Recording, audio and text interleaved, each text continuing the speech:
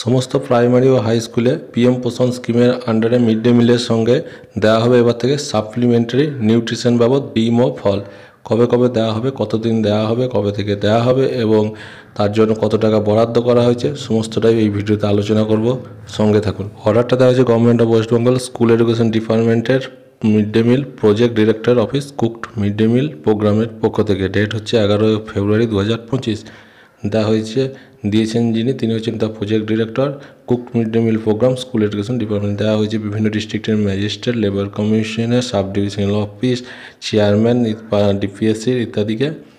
এখন যেটা বিষয় সেটা হচ্ছে providing supplementary nutrition from flexi fund under PM Poshan for 2024-5 অর্থাৎ 2025 এই 24-25 বর্ষের যে পিএম পোষণের আন্ডারে যে ফ্লেক্সি ফান্ড আছে সেখান থেকে কিছু টাকা অ্যালটমেন্ট করা হয়েছে সাপ্লিমেন্টারি নিউট্রিশন বাবদ, এবং যেখানে সমস্ত স্কুলে কী কী দেওয়া হবে দেখে নিন।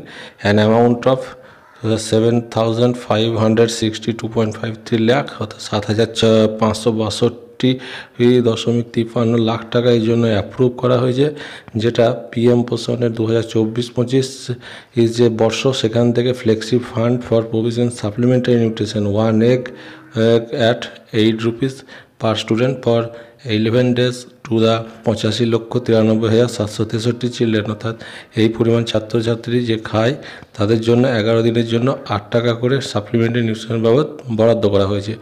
এর জন্য কী কী দিতে হবে দেখুন। Steps for providing supplementary nutrition of 1 egg whole a twice a week অর্থাৎ দুবার গোটা ডিম দিতে হবে সপ্তাহে।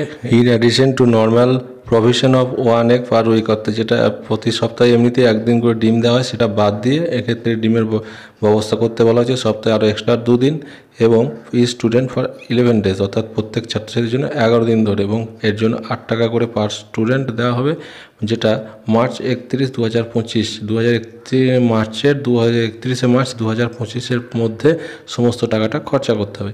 For unspent balance of cooking cost lying with the district at the end of third quarter 2024-25 অর্থাৎ যেটা অব্যবহৃত যে টাকা কিছু জমে গিয়েছিল ওই ফান্ডে সেখান থেকে 2024-25 বর্ষের থার্ড কোয়ার্টার অর্থাৎ মার্চের যেটা শেষ হচ্ছে 31 মার্চ তার মধ্যে আজ থেকে শুরু করে এই টাকাটা খরচা করতে বলা হয়েছে।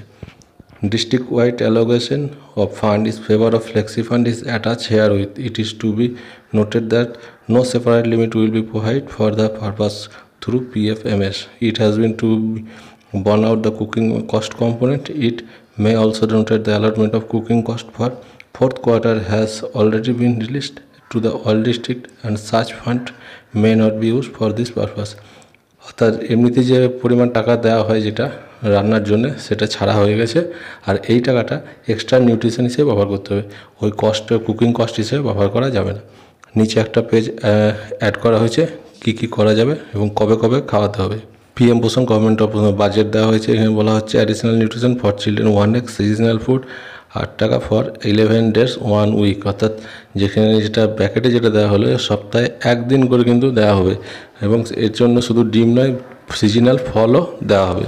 এখন প্রশ্ন হচ্ছে এটা কবে থেকে পরপর কি প্রতি সপ্তাহে এইভাবে 3 দিন 4 দিন করে 11 দিন করা যাবে, নাকি সপ্তাহে একদিন করে চালাতে হবে? এটা এখনও ক্লিয়ার অর্ডার এখানে বলা হয়নি, তবে মোটামুটি যেভাবেই হোক হয়তো সপ্তাহে একদিন করে, যেখানে নিচের দিকে যে অর্ডারটা দেওয়া হচ্ছে সেখানে একদিন করে বলা হচ্ছে, কিন্তু সপ্তাহে 2 দিন বা 3 দিন করে মোট 31 মার্চের মধ্যে 11 দিন কমপ্লিট করতে হবে।